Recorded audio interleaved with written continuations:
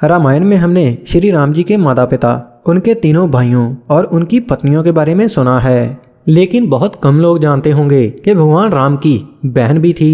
Research के according Ram ji की दो बहनों का नाम आता है, एक का नाम शांता और दूसरी का नाम कुकबी, लेकिन ग्रंथों में कुकबी का जिक्र नहीं मिलता, इसलिए इसका कोई सटीक प्रमाण नहीं है कि कुकबी राम जी की बहन थी या नहीं।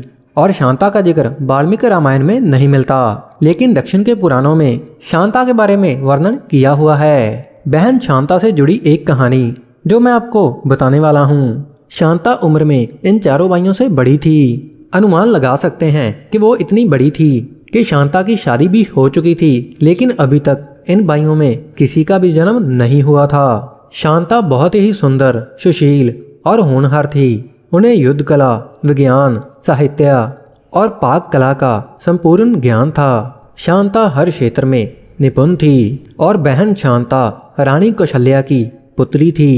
रानी कौशल्या की बहन वर्षिणी अंग देश की महारानी थी। एक दिन वर्षिणी अपने पति रोमपद के साथ अयोध्या आती हैं। राजा रोमपद की कोई संतान नहीं थी। जब रानी वर्षिणी का ध्यान राजकुमारी शांता पर पड़ा तो वर्षिणी राजकुमारी से प्रभावित हो गई और बोली कि अगर हमारे नसीब में संतान हो तो शांता जैसी हो। यह सुनकर राजा दशरथ ने राजकुमारी शांता राजा रोमपद को गोद देने का वचन दिया।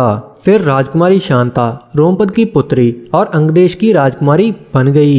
एक दिन रोमपद अपनी पुत्री शांता से बात कर रहे होते हैं कि तभी उनके द्वार पर एक ब्राह्मण आते हैं और वो राजा रोमपद से विनती करते हैं कि वर्षा के दिनों में खेतों की जुताई के लिए राज दरबार से कुछ मदद की जाए। लेकिन रोमपद अपनी पुत्री के साथ बातचीत में इतने व्यस्त थे कि उन्होंने ब्राह्मण की बात ही नहीं सुनी, जिस वजह से ब्राह्मण दुखी हो गए और राजा रोमपद से नाराज होकर देश छोड़कर चले गए। वह ब्राह्मण इंद्र के भक्त थे और देवता इंद्र अपने भक्त को दुखी देखकर क्रोधित हो गए और उन्होंने वरुण देवता को अंग देश में बारिश ना करने का हुक्म दे दिया।